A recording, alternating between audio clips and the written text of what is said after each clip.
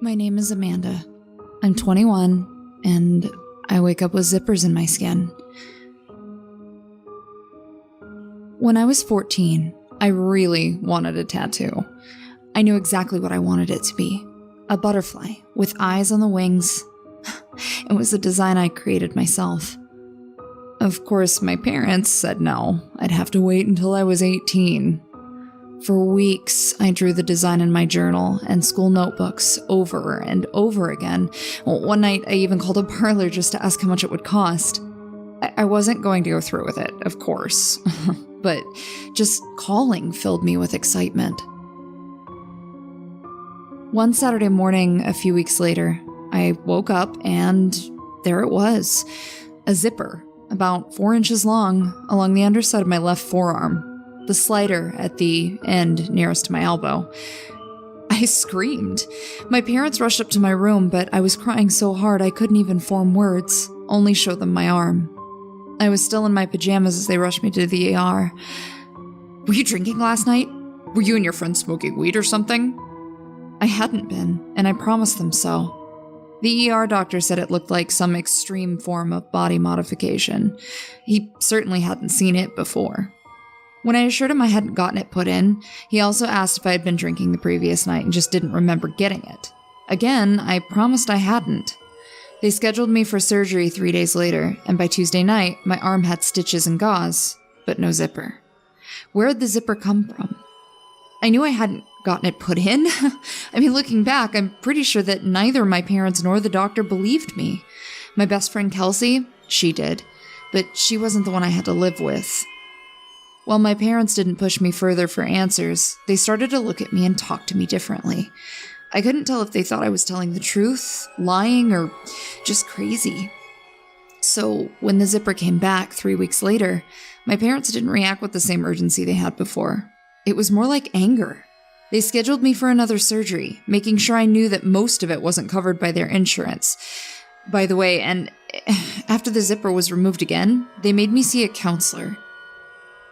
The counselor didn't believe me either. My relationship with my parents fundamentally changed. I could feel that they didn't trust me anymore. They made sure to keep tabs on me wherever I went, and more than once, I found them verifying something I had said with other people.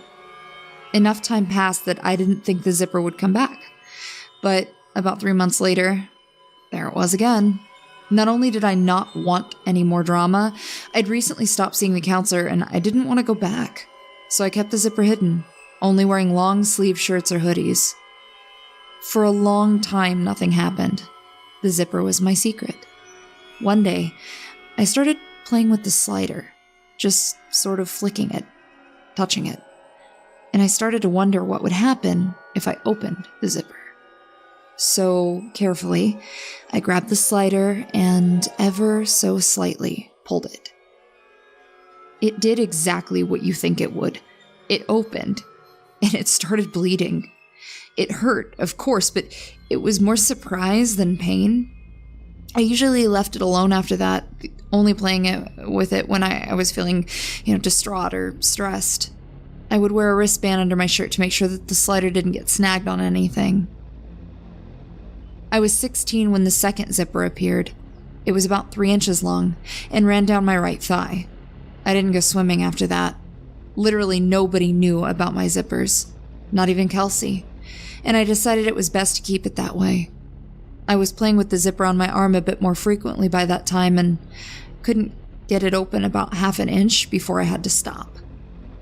The third zipper, on my lower back, appeared a few weeks after my 17th birthday, and the fourth one, just above my right breast, well, it appeared a few days before graduation.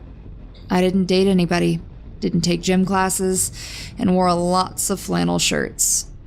It was getting harder to keep my secret, but I did it. My parents eventually started trusting me more, and I wasn't about to go back the way it had been. It was also about that time when I realized that the original zipper was getting longer. It had been about 4 inches, but one day I realized that the slider was reaching my elbow, and when I measured it, I discovered it was now 6 inches. By the beginning of the next month, it had started to curl under my upper arm.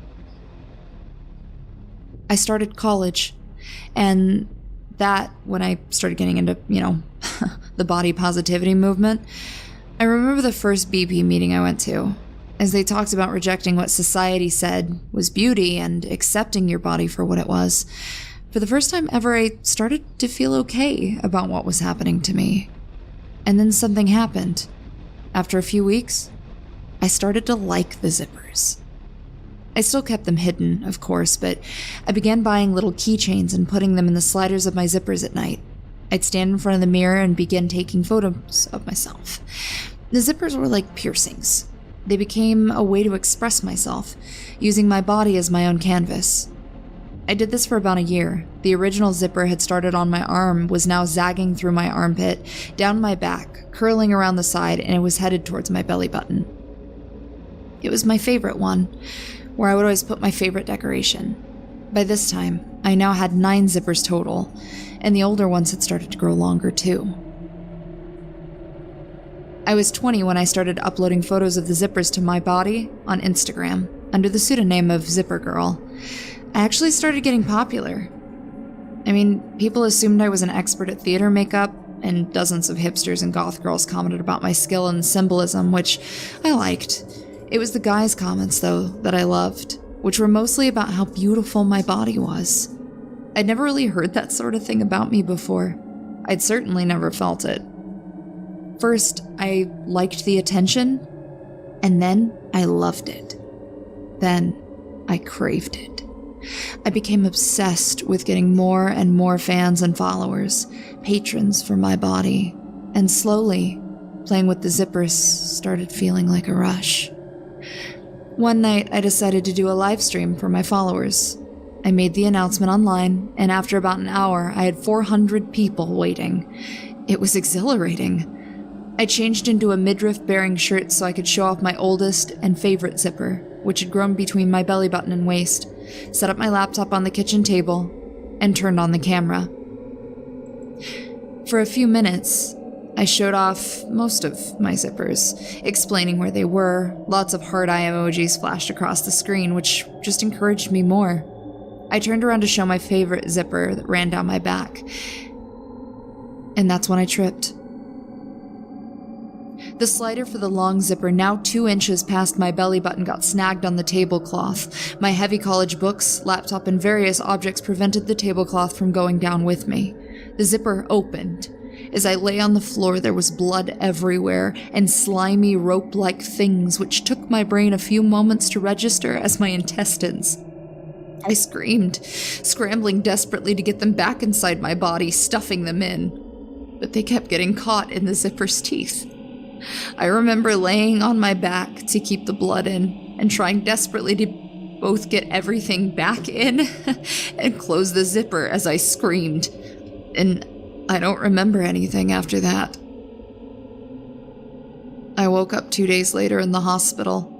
A local girl who knew me and, thank heavens, knew where I lived, was watching the stream and called an ambulance after I fell down and started screaming in front of 400 people. They weren't able to save all of my large intestine, and I had to undergo an emergency colostomy. I now have to use a bag to get the waste out of my body.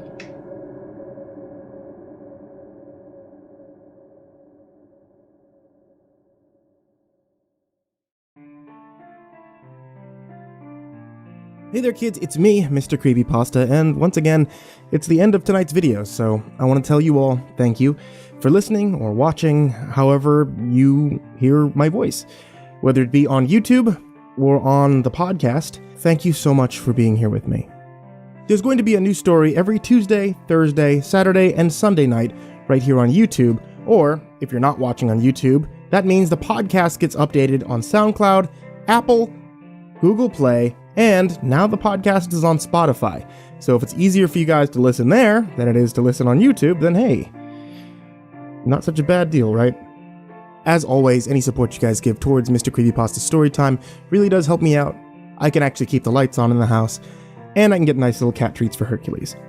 Okay, sorry for taking up so much of your time. Thank you guys for listening once again, and sweet dreams.